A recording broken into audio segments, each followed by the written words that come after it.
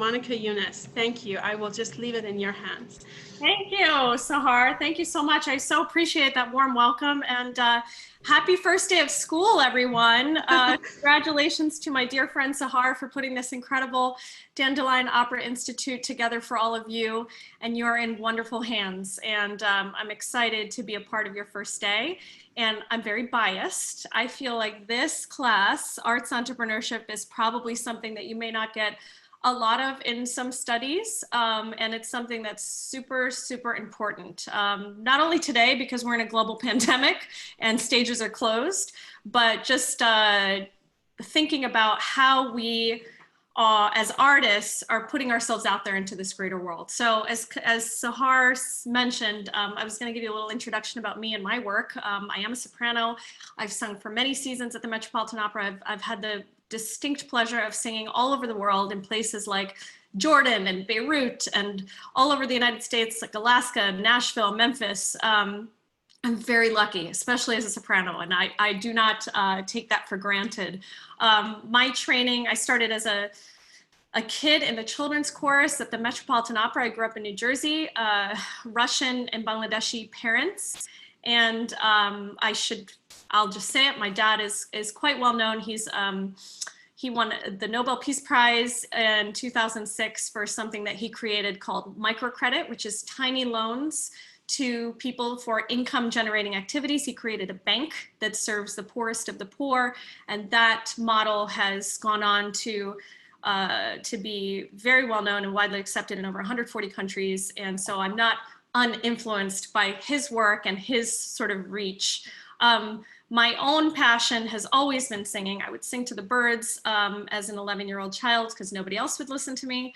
And my mom finally said, okay, this kid we need to do something with her. So she very lovingly drove me from New Jersey to New York, had me audition for the children's chorus at the Met, where I fell in love with opera.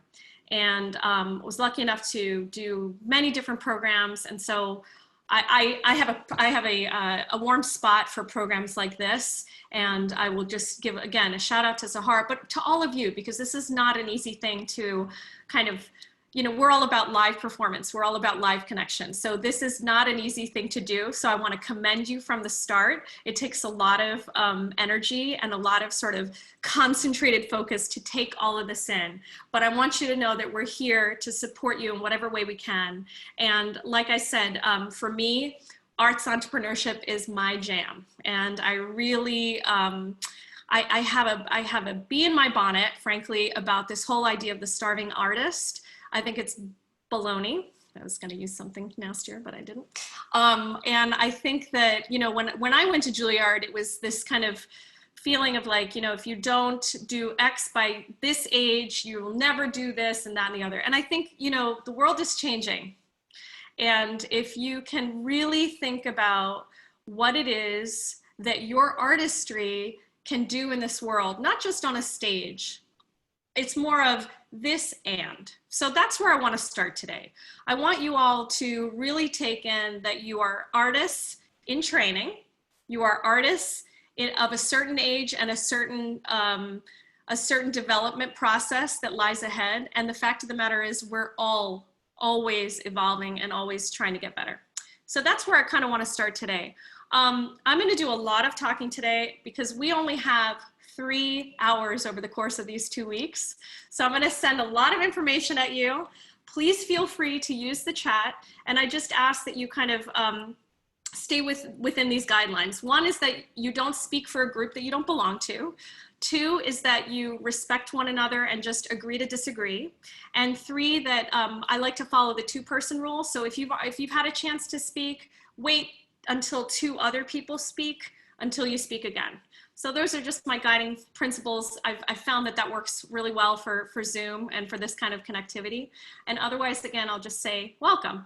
The other part that I wanted to just give you a little introduction to is, as Sahar mentioned, is my work at Sing for Hope. I'm the co-founder of something called Sing for Hope. And I think a picture is worth 1,000 words. So what I'm going to do is just ask Sahar to give me a screen sharing. Yep, no problem. And we're going to watch a little video because A picture is worth 1,000 words. And this little video will sort of give you the scope without me babbling at you the entire hour. Monica, can you allow me to share that? I don't think I can. Oh, okay, sure. What you need to do is just Google Sing for Hope, YouTube, and the video is 5 minutes and 43 seconds, or what I will do. Actually, let's try this. Let me see. Let's try this. Perfect. Okay.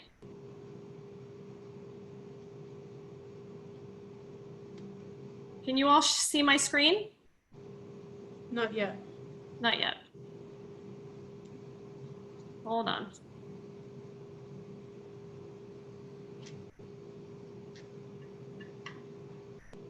Share screen. Now, can you see it? Yes. Okay, fantastico. You can see it? Thumbs up? Great. Here we go.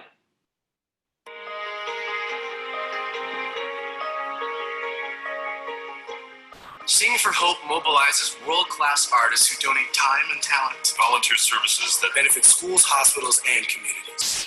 Since 2006, Sing for Hope's programs have uplifted and inspired thousands of people in underserved schools, hospitals, veteran centers, and community organizations. To date, we have partnered with 250 nonprofit organizations, mobilized 3,500 artists in volunteer service, reached 40,000 school children.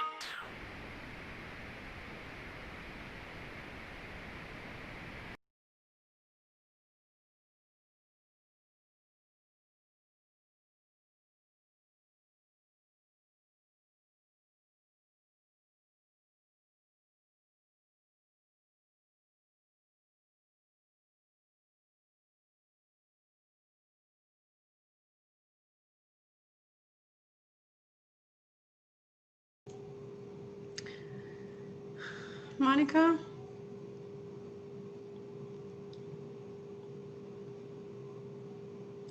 Okay, I see that we have a problem. Let's see.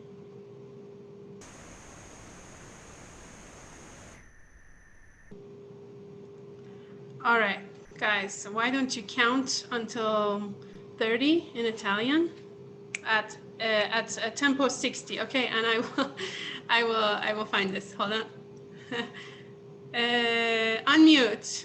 Count until 30. Uno, due, tre, quattro, cinque, sei, sette, otto, nove, 11, 12, 11, 12, 13, 14, 14, 15, 16, 19,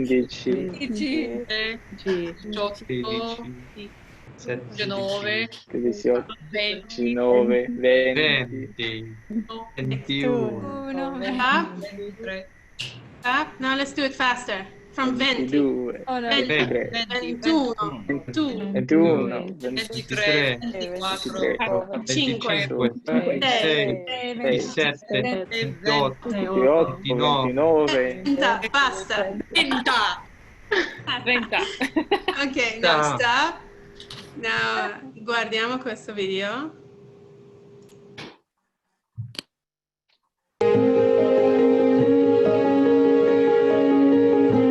Uplifted and inspired that organizations, mobilized 3,500 artists in volunteer service, reached 40,000 school children, and placed 400 artist-designed pianos throughout our city's parks and public spaces, a symbol and celebration of art for all. We do believe that it is very important for young people to have an introduction to the arts. A lot of our young people have never really seen a real piano up front and center, so it's amazing and it's fun to sit down with them and really play and see that energy and excitement. This year, thanks to a new partnership with the Department of Education, Sing for Hope is placing 50 pianos in 50 public schools across all 5 boroughs, bringing new harmonies into classrooms and benefiting an estimated 16,000 school children.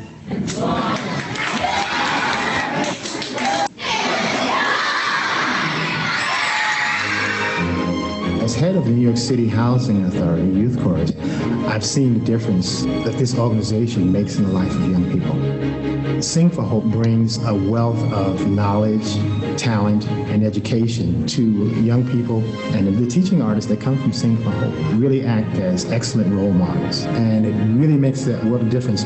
I'm a praying man, and I pray every day for the right help, and Sing for Hope is the right help. Where Sing for Hope fits in at Mount Sinai is that they bring what I can only describe as enlightened beauty to the lives of patients who are, for the most part, trapped in the hospital. It's more than just the art, the music, the dance, and the singing. They bring the compassion and the humanity because what they bring is people who perform.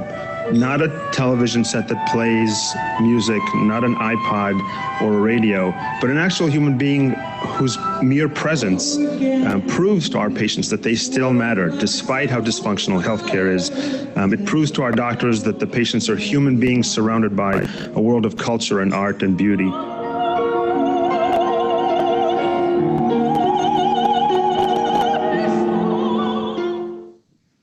I think this is the greatest public art project ever. Every day we work out, there's at least like a family of 4 or 5 people that are all playing. You can tell half of them have never played a piano before. You know, as soon as someone sits down and plays, everyone stops and gathers around, and you have this sort of immediate, temporary moment of community.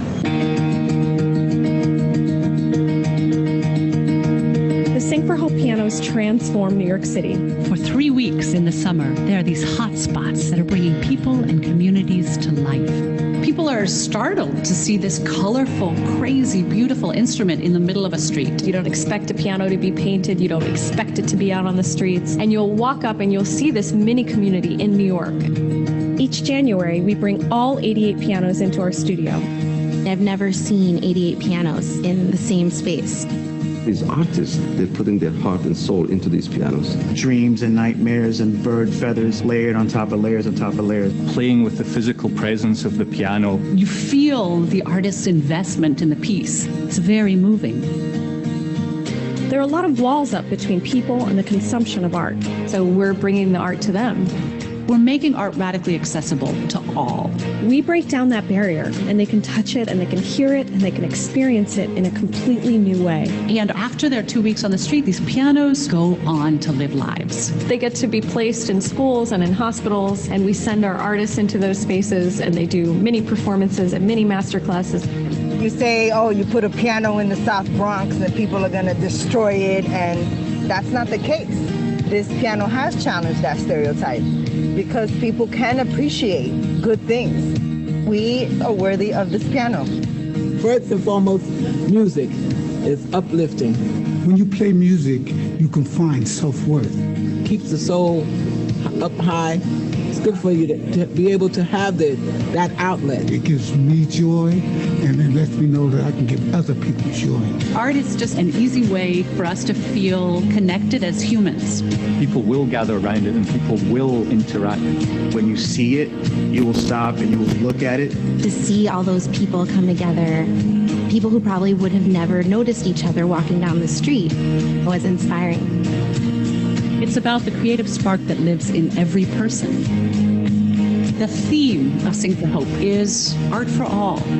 It's about connecting people with the creative spirit that's inside all of us.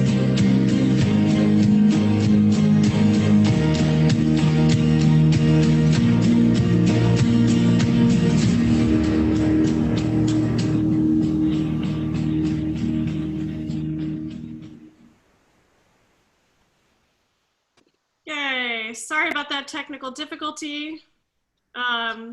Thank you, Sahar, for putting the video together. So as you can see, we do a lot of things live. Sing for Hope's mission is to bring the arts to as many people as possible in as radical a way as possible. We were in person. We were in person with all of our hospital programming. We were in person with all of our schools programming. And we were certainly in person when we put 50 Sing for Hope pianos in the parks and public spaces of New York City's 5 boroughs. So when COVID happened, all of that came crashing down. So what do? Well, the thing that we did, which I love about artists, is that they all seem to do this, is we adapt. We adapted. So one of the things that we are continuing to pilot right now, since so many artists are out of work, typically pre-COVID, we were a volunteer-based organization, meaning that the artists that created the pianos, the artists that were performing in hospitals, and the artists that would go and do mini workshops in schools were all volunteer. They would go through an orientation process that we held in our offices in New York, and then they would sign up to be project leaders, and they would go into these locations and do that. Well, since the shutdown, all of the artists that most of the artists that volunteer for us are out of work. So we've decided to pilot something called Sing for Hope Grams. So we have a bunch of artists who are doing basically old-timey singing telegrams delivered via Zoom or via phone. We've had a lot of success for things like Mother's Day, graduation, Father's Day. If you couldn't see grandma, you could order up a Sing for Hope gram, and we have artists like from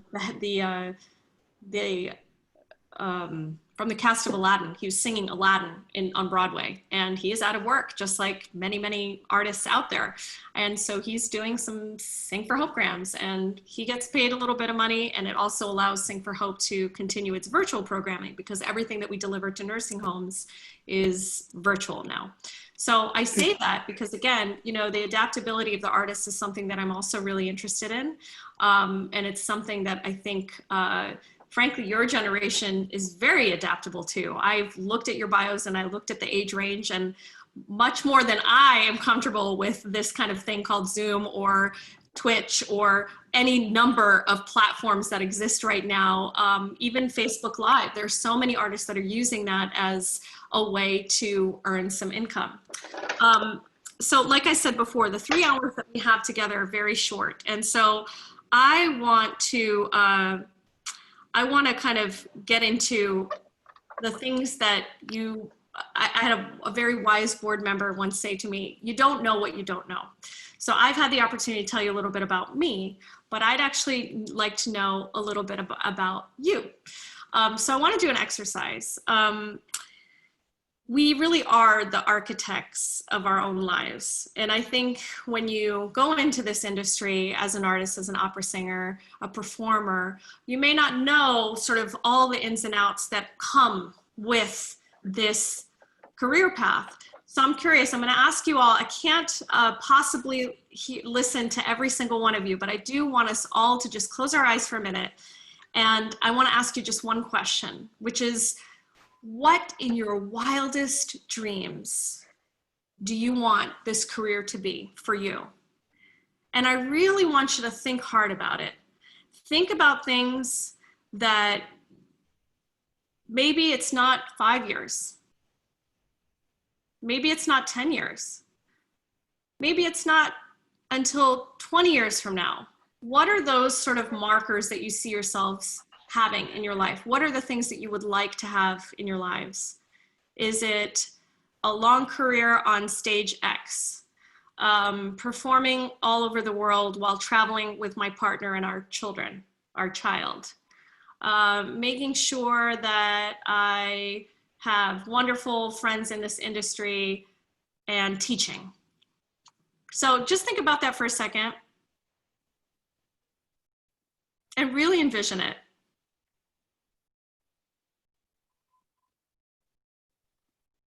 What would make you happy in your life? The fact of the matter is we only get one, right? And I'm not saying that you'll even have all the answers for this. I still ask myself this question: what next? You know, what are the things that I want? I'm an artist, but that doesn't mean that I only have one way of expressing myself. So in the chat, if you wouldn't mind, just writing some things in there. And maybe we'll just take a few minutes to pick one or two of you to kind of chat through that. And I think this is key for entrepreneurship and sort of thinking outside the box. Anyone? I don't see the chats ago. Okay, all right, great. Bigger, I want to encourage you to go wild. Wildest dreams, right? There's no limit to this. I want to create the first opera company on the moon. That's a wild dream. right? And be specific.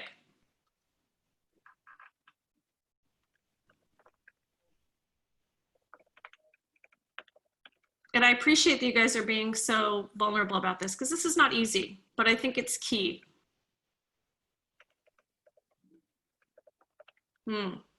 Great.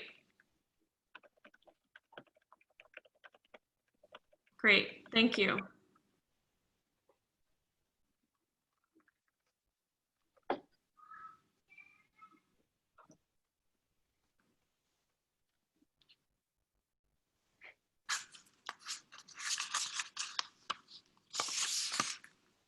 This is great. I will keep all of these, by the way. I will make a file of them, but because we're so short, I'm just gonna pick one.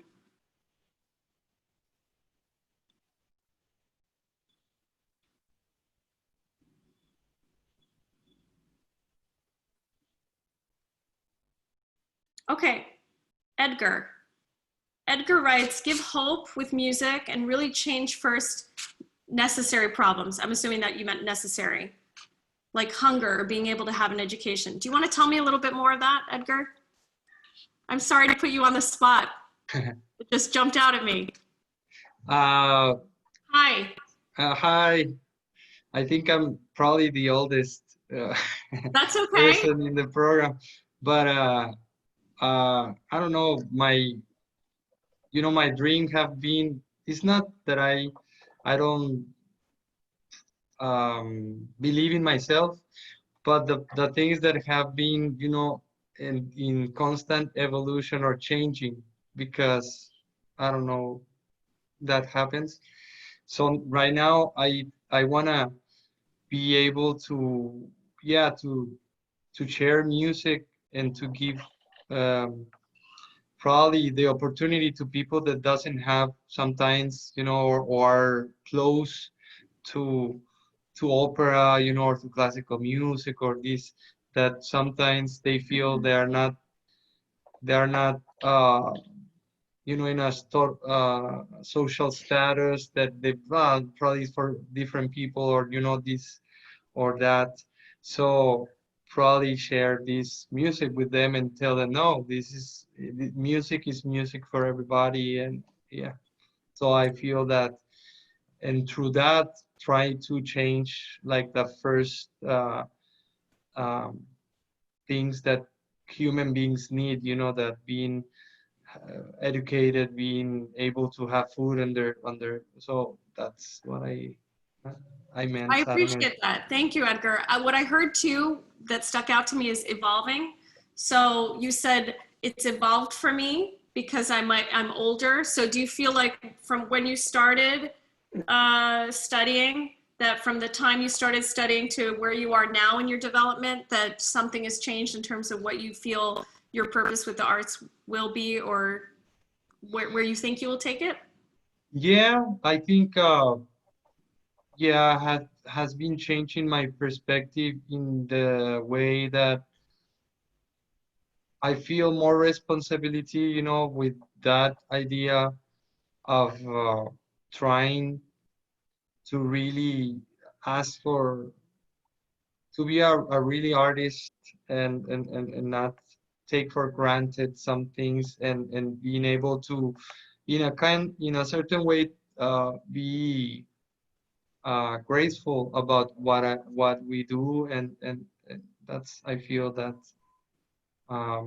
that's why I feel that it's have evolved and changed through the years, I think. Thank you for sharing that. I think definitely for myself and for many others, they see different parts of the evolution of being an artist, and the things that made you happy at one particular point of your career may not necessarily serve you in the same way as you get older, or as your focus changes. So that's just something to keep in mind as you go on this journey, and it is definitely a journey. I'm going to ask you all another question. What do you think it means to be an entrepreneur? Can you type in, what's an entrepreneur to you? Real simple definition. Doesn't have to be right.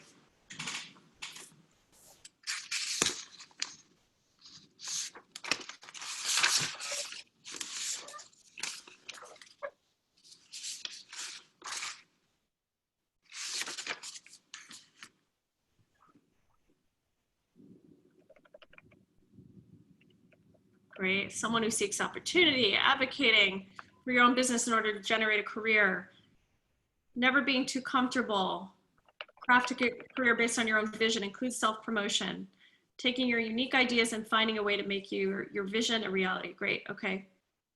Wonderful. I'm going to give you a really simple way of thinking of entrepreneurship, or the definition of entrepreneur.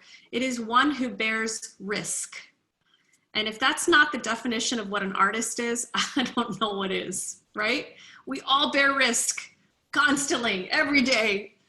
We put ourselves out there, we're singing in different languages, we're trying to figure out what it is that we want to do with our lives. Somebody's constantly telling you what's wrong, what could be better.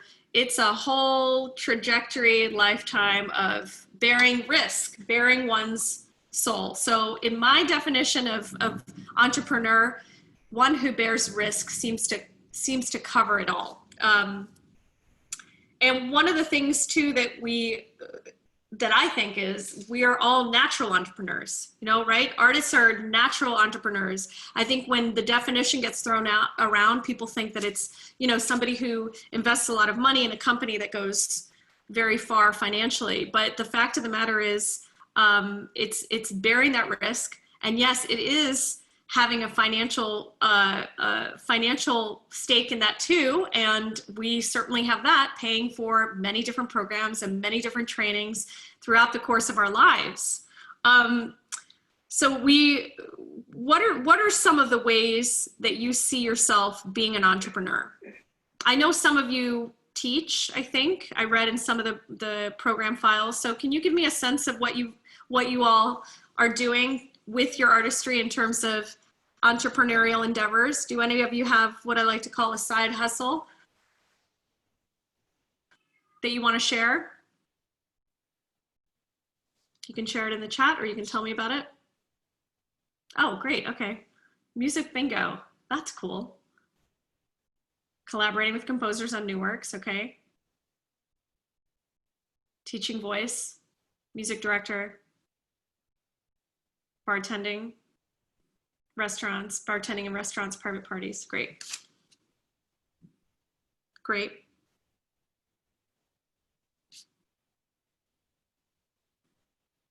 Elementary music. Wonderful. And all these things too, by the way, are producerial. A lot of these are producerial in nature. That is one of the things that I want to talk about too, is communication. We all figure out ways to communicate this artistry on stage, right? That is, you've spent most of today working on your craft one-on-one with a teacher. Now I want to talk about how we communicate offstage in our writing, in the ways that we pursue the things that right now are hopefully making us money. So one of the things that I think is super important is communication in writing. And I know that a lot of times, this is actually a great time to be reaching out to people who maybe are more at home, particularly in the Artists Network. I know a lot of my students at CMU have been reaching out to artists that they admire and getting a really positive response. And one of the ways in which you can do that is by writing a really effective short email. And I think that that's kind of a hard thing to do. So I put together sort of a little cheat sheet, if you will, of how to do that in a pretty simple way. And I want to share that with you. Hopefully my share screen will not mess up like it did before. So bear with me if it does. There is a storm here in Pennsylvania, and it's actually, Sahar, maybe I can share this with you? Yeah, you can drop it in the chat and I'll put it on the screen. Let me see. Can I send me. it to you? What's the best email to send it to you to? Anything you have of me. Okay. Okay, it's Sahar. And the saharpiano@gmail.com. Yeah, is fine. I just sent it. And it's how to email a busy person.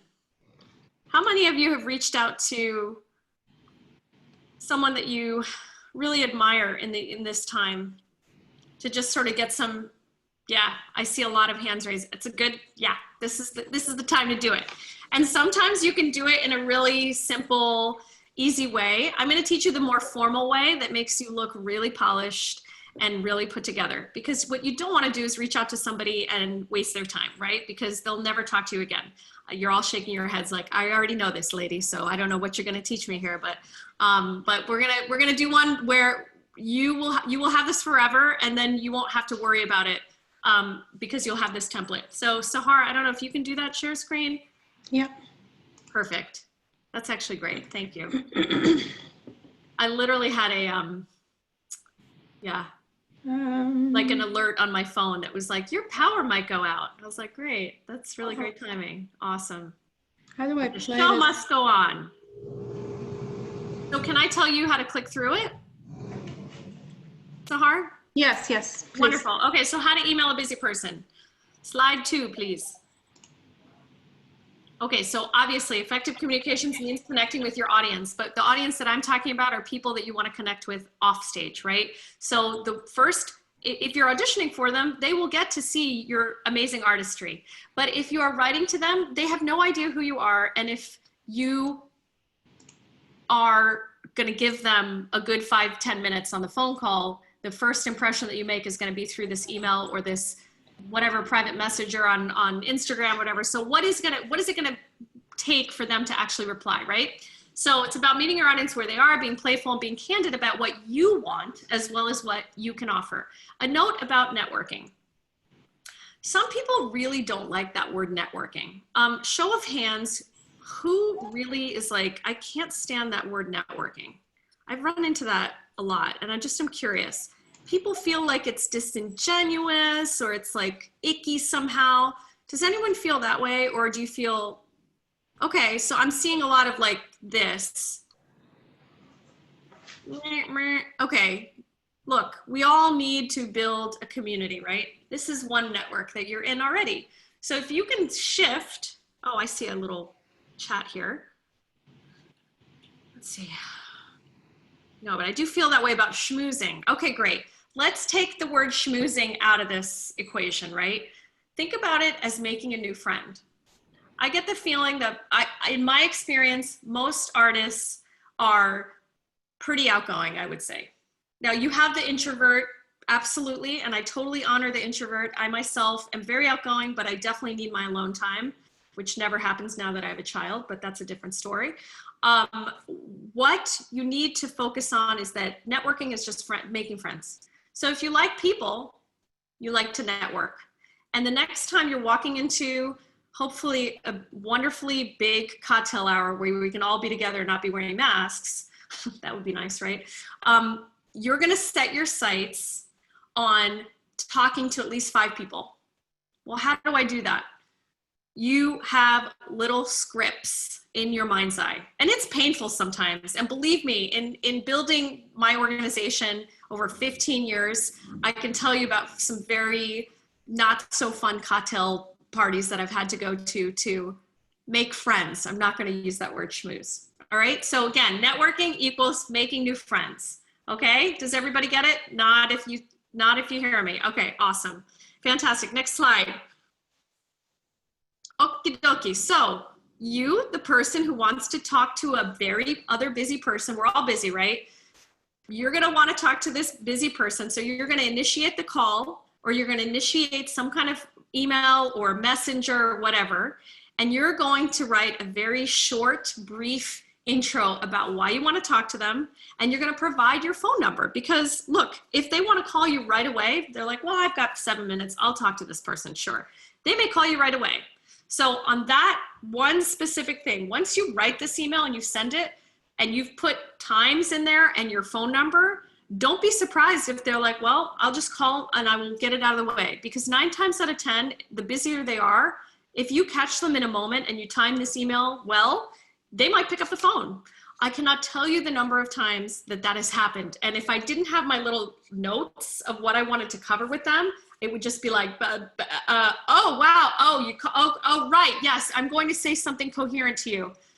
Don't make that mistake. It has happened to me. It's not pretty. Okay, the next slide. Don't make them think. That's pretty simple. You are asking them for a favor, right? So don't make them look at their schedule 25 different times. Don't make them think about it.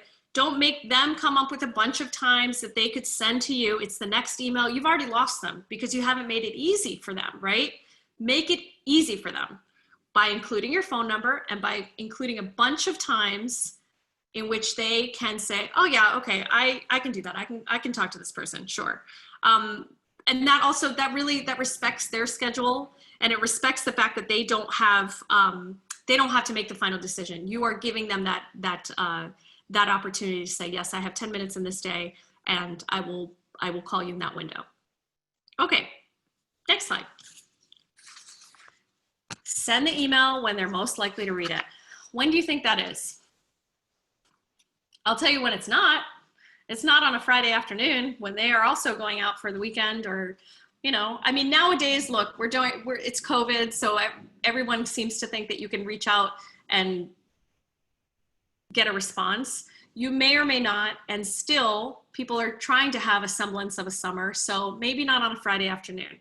Typically what has worked for me is very early in the morning, because most people look at their phones when they get up, right? If you're the first email that they see and it's well written and they can knock it out, that's a good time to do that.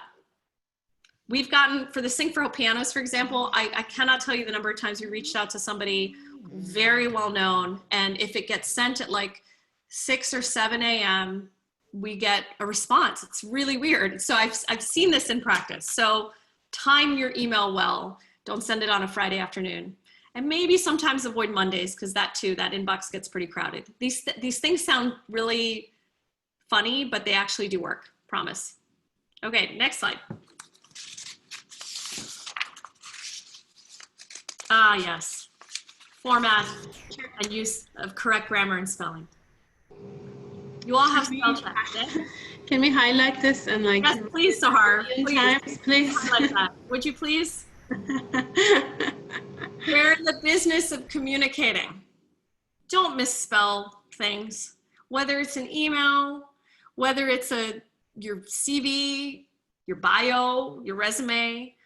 Don't send me stuff that has stuff misspelled. I immediately make a reaction. I immediately go, wow, this person didn't take the time to spell check this. This person didn't take the time to read it. This person obviously doesn't care that much about reaching out to me. That's sort of where that goes. So triple check it. You have no excuse. If you don't necessarily feel like it's like on point, have an editor. Have an editing buddy. This is a great time right now to have a different set of eyes. I recently did a webinar about fellowships and how to get fellowships. And it's amazing. The person that was giving the discussion has gotten huge fellowships, some in the amounts of like $250,000 fellowships. And one of the things that they said has really put their applications far ahead is the use of an editor. She pays someone to look at her very complex fellowship applications. You don't need that for your bio, for your resume, but you're putting yourself out there, and the first impression is going to be what you look like on paper. And I'm not talking about your picture. I'm talking about the way you write. So spend the time on it. And this is something that I think really gets overlooked. Again, I'll say it again, we're in the business of communicating. If you can sing an exquisite aria that like no one else, that's amazing. Now match that with the communication you do in writing. So format and use correct grammar and spelling. Yes, okay, great. Next slide. Ah, yes, okay, so here's your template. I'm gonna just read it for you. So you're writing to Rando CEO, you're Jennifer Clark. The subject, tell them why you're getting in touch, right? Somebody this person knows said we should get in touch. Think about all the networks that you have. You went to schools that have alumni associations. You're already part of all these different clubs that you may not even realize. You're alumni from somewhere. You're now a Dandelion Opera Institute first year cohort team. That's a network. I'm serious. These are all networks. So think about that. So we haven't gotten 3 lines in, and I want you to just sort of go through and be like, okay, my high school has a super connected alumni association. My college, my conservatory, the programs I've been through. Those are all networks for you to mine. Hi, Jack. Kevin Wu recommended I reach out to you. So already in A, the writer is quickly introducing that they have their referral and affiliation. If you have a connection with a busy person, always put it at the front. Second, Kevin Wu recommended I reach out to you. My name is Jennifer Clark, and I'm a UC San Diego computer science student. I read about your firm's push into clean tech solutions. At UC San Diego, we've begun some interesting research here on the topic, and I think there could be a great collaboration. So for the purpose of this email, the pitch is not really relevant, but be specific that you have a reason for emailing. Keep it brief, brief, brief, brief, brief. They don't have time to read lengthy emails. Give people the respect that if you're reaching out to them, excuse me, they are gonna know, chances are they get a lot of emails like this. So keep it brief. And besides, if you tell them everything in the email, they're not necessarily gonna wanna speak on the phone, because they can say a quick no to this email, and then you don't get the chance to speak to them and talk a little further, right? The point of this email is to coordinate the phone call or Zoom, whatever. Great, okay. Do you have time for a 10-minute phone call? Always specify a short amount of time. A busy person is less likely to object to a minimal time commitment to a total stranger. If so, would any of these times work? We talked about that. Lay out the times that you are available. So this Wednesday at August 10th, all day, Thursday, blah, blah, blah, blah, blah. If they're in a different time zone, be specific about that. Don't mess that up. I can't tell you how many times I triple checked today because the different time zones. I'm in Eastern Standard Time. Most of you are in Denver. I looked that up because I was like, I could really easily miss it. On top of that, I'm on my vacation. So I was like, I gotta put this in my calendar the right way. Okay, if those don't work, just let me know. I can work around your schedule. Offer them a few choices and try to provide one all-day option, as well as 2 narrowly defined times. The after 1 p.m. suggestions help busy people cope with the paradox of choice. I can call your office line, or if you prefer, my phone number, blah. Explicitly acknowledge that they're a higher status and politely offer to honor their schedule. So just be polite. You know, you're the one reaching out for something that you'd like, so just be polite in it and assume that they are super busy. Maybe they're not, but you want to assume that. Yeah, give the busy person the option of what to do. A few minutes. You have to get on the phone. That you Monica, your internet is, and I think that your internet is freezing a little bit.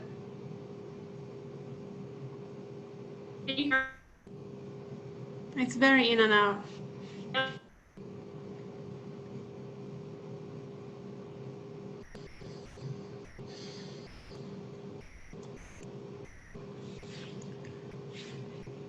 So Monica is on vacation and she's calling from somebody else's house and it's very stormy.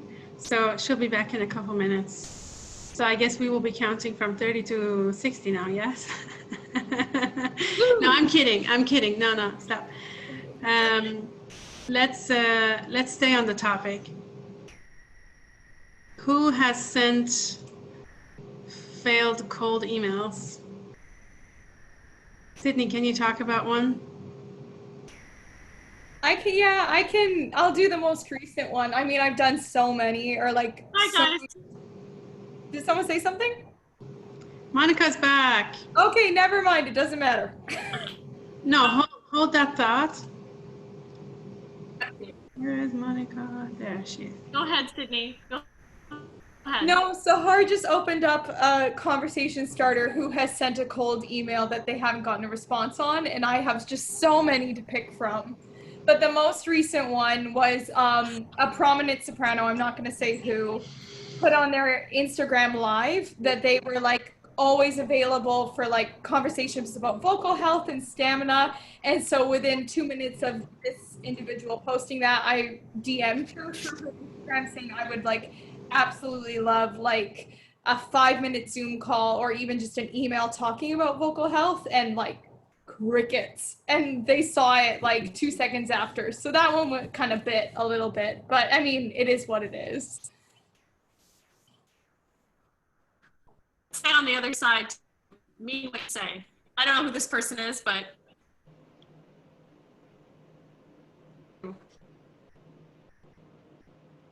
you really, if you say you're going to help somebody, help them. You know, the whole idea of building a network is just that it's reciprocal. So I'm sorry to have that. You know, a template email you send out and not really think about, please that situation, you know, so you don't have to think so much about it. Sahar, am I still sort of frozen? Your video is definitely frozen. Your sound, we can make up the sentences, but do you want to try deactivating the video and see? I'm going to deactivate my camera. I'm going to deactivate, and just there's a really bad storm here, and I like things, flash flooding warnings. Oh, yeah, it's a matter of timing, right?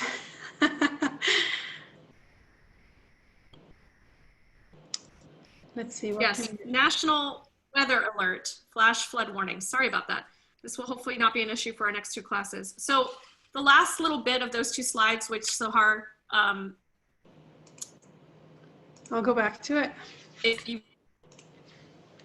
oh, great, thank you. I can just read it. Hopefully, and with a quick response, I would hope.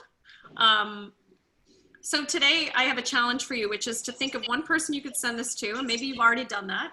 And show of hands if you've already done this type of thing. You've reached out to people. We know Sydney has. Okay. Many of you have. Well, good for you. How many, what's the sort of response rate? I'm curious if you can put that in the chat. Did people get a chat? A chat back? 75%, Stephanie says, 20 to 30 from Sydney. Alex Harrow says 60%. Pretty much 90%, great, 90%. A third came back, okay, 90%, great, wonderful. 95%, okay, that's terrific.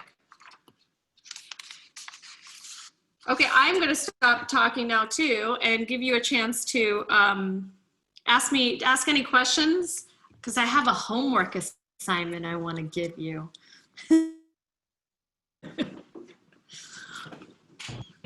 You can use the raise hand function because I can't see everyone on my screen. Okay. Here we go. Any questions, comments? Questions, comments? Yes, Rachel Bell. Hi, thank you so much for joining us today. This has been so informative already. Thank you. I wrote my question over here, so I'm just gonna pull it up. So I'm in the middle of my undergraduate training, and I'm hearing a lot about people doing a whole lot of cold calling or cold emailing at this time. That's just something that I've not done a lot of, just because I'm still in the undergrad experience. Is that something we should be doing when we're young, or is that something that we do after grad school or once we're developing ourselves as like a complete artist that someone can go hire today type thing? Does that make sense? Yeah, it absolutely does. And I think here's the thing. If you have someone, can everyone hear me? Just a thumbs up. And I'm sorry I keep asking, but with this storm, I'm like, what is going on? Sorry about that.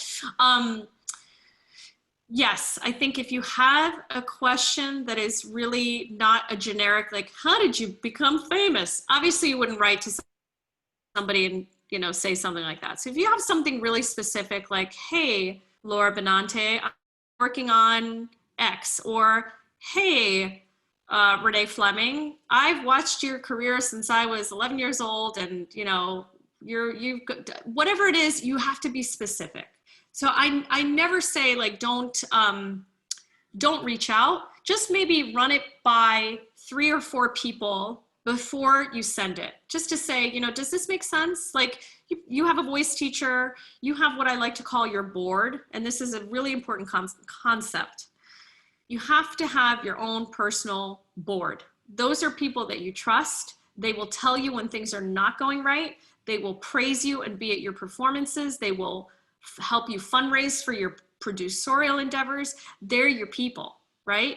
If you run this email by your people and they say, oh, maybe wait until you have something else that you could, you know, get a really profound answer from, then wait. If you feel like, no, I actually think that this is something I would really like to hear this person's perspective specifically, then absolutely, I would say go for it. And you know, what's great about social media, again, is, you know, it's sort of a catch-22. You put, like Sydney said, you know, you put something out there and then you don't actually respond. Well, that's, you know, that's on that person. And maybe they had other stuff going on, whatever. You never know what's going on. But I think that particularly during this time, it's not a bad thing to reach out. Is that helpful? Yeah, that's very helpful. Thank you. To that point, oh, good, wonderful.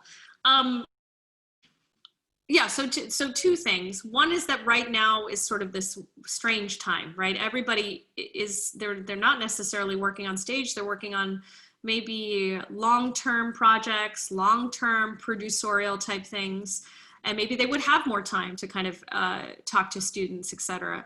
And the other thing being too is that this is a great hone that, because you can possibly get in touch with people. So to that end, I'm just going to introduce the idea of what the homework assignment will be, which is I'm going to give you several scenarios, and I'm very open to you creating your own scenario that you would like to work on for next class. And these are all going to be next class. If you would kindly bring in a written response, you can email it to me or to Sahar in advance. And I will email all of this to you, by the way. So you don't have to necessarily write this down. I'm just going to throw this out there in our last couple of minutes. So let's say you have a signed contract and you need a request to a release from a company. How do you phrase that request in writing? You don't have a manager to do it for you. And by the way, half the time they don't do it for you. So how do you respectfully request a release? A professor writes your recommendation, write them a thank you note. Write a cover letter for that you'd like to apply. Maybe you can even find a job online that you'd apply for and tailor your cover letter for that specific job. You have a project, some kind of producerial project. You want to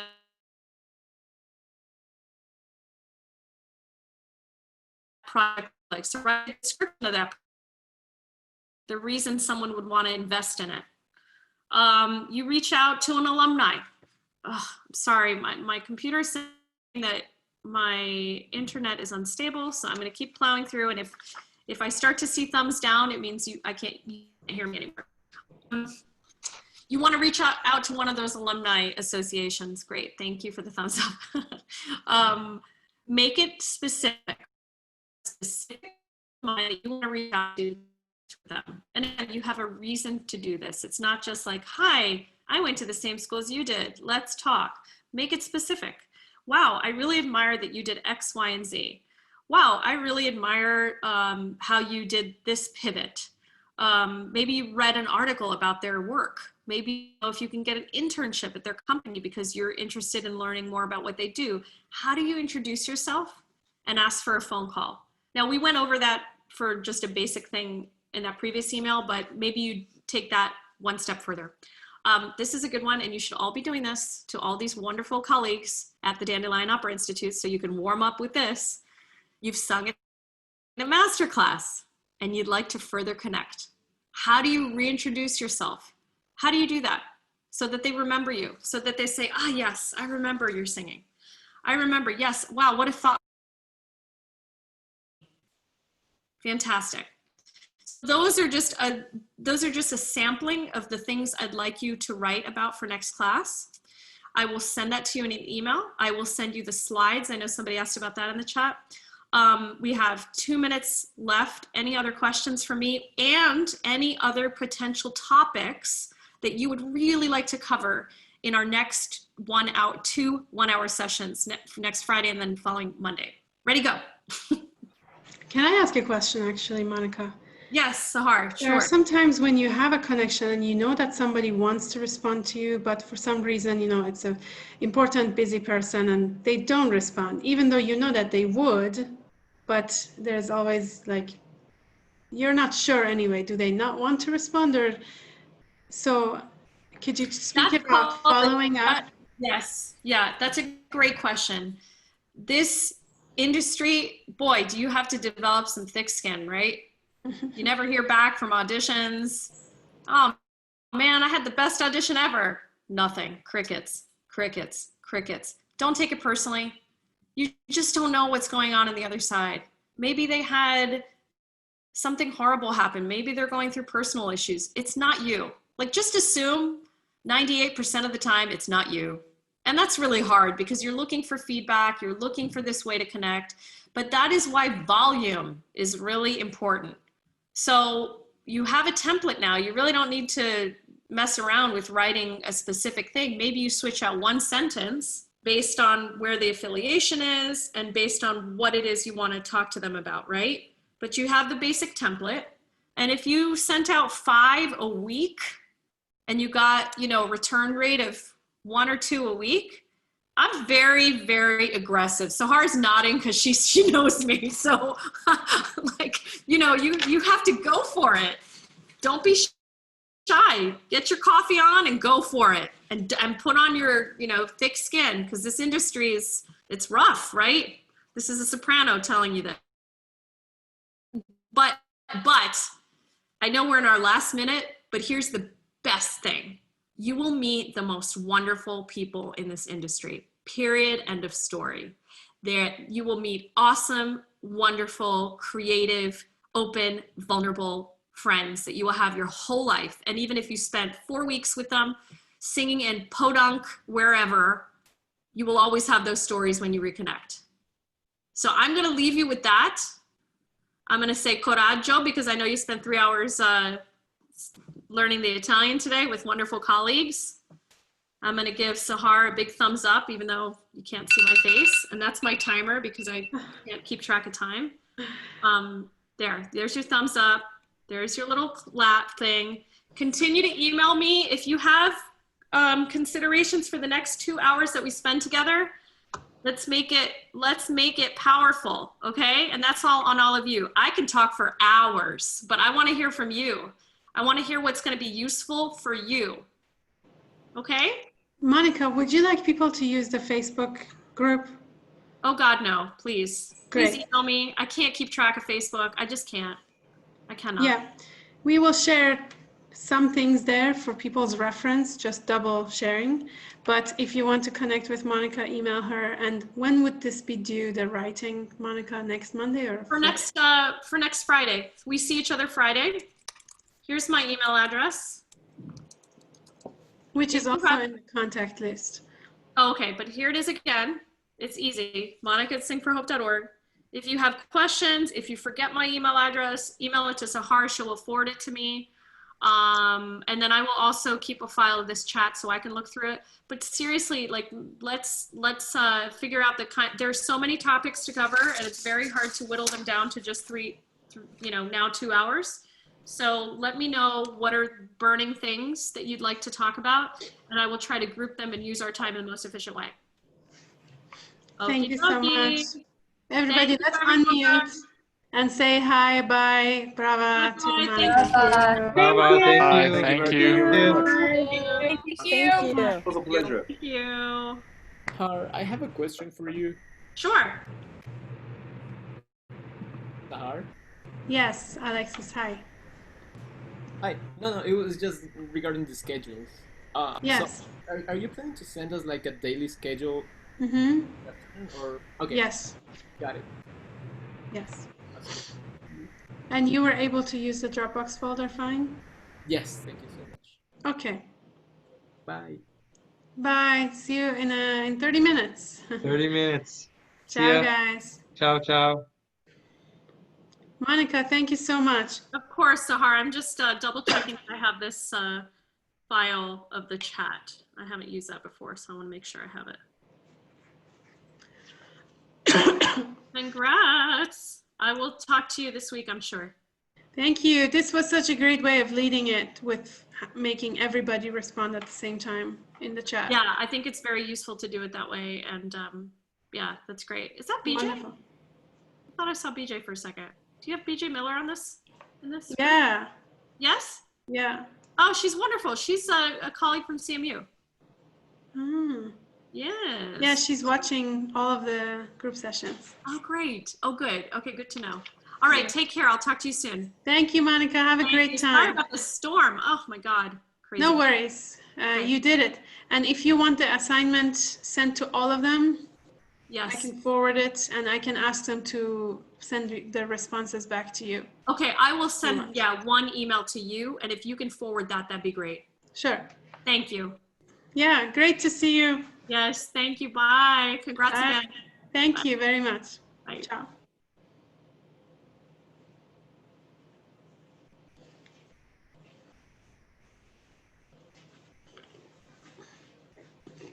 Should I stay on this? What?